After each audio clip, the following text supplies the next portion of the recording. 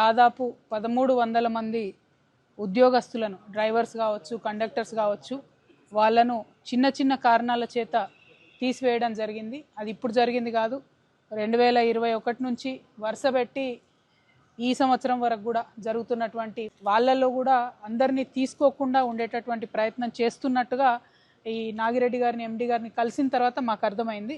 మేము వారిని కోరడం జరిగింది. మొత్తం తీసివేసింది 1300 మందిని. అందులో 491ని తీసుకుంటామని మీరే జీవో ఇచ్చిండ్రు. అందులో మళ్ళీ ఏం కోతలు పెట్టకుండా మొత్తం 491 మందిని యథాతథంగా ఉద్యోగాలకు తీసుకోవాలని చెప్పి డిమాండ్ చేయడం జరిగింది. మరి ప్రభుత్వం ఆ దిశగా పాజిటివ్గా ఆలోచన చేస్తుందని చెప్పి నేను భావిస్తూ ఉన్నాను.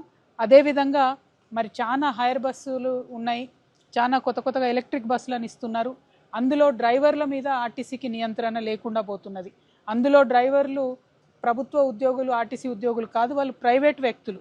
వారికి మన ఆర్టీసీలో ఉండి కష్టపడి పనిచేస్తున్నటువంటి డ్రైవర్లకి అందరినీ సరిసమానంగా చూడడం కరెక్ట్ కాదు. ఒకటి.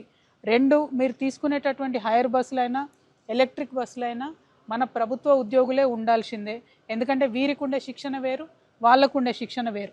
ప్రమాదాలు జరిగినప్పుడు బాధపడడం కన్నా ఆర్టీసీలో ఉన్న అందరు డ్రైవర్లకు కూడా శిక్షణ ప్రభుత్వమే బాధ్యత తీసుకొని ఇప్పియాలి. హైర్ బస్సులైనా ఎలక్ట్రిక్ బస్సులైనా మన ఉద్యోగస్తులే ఉండాలనే డిమాండ్ ఇంకోటి చేస్తూ ఉన్నాము.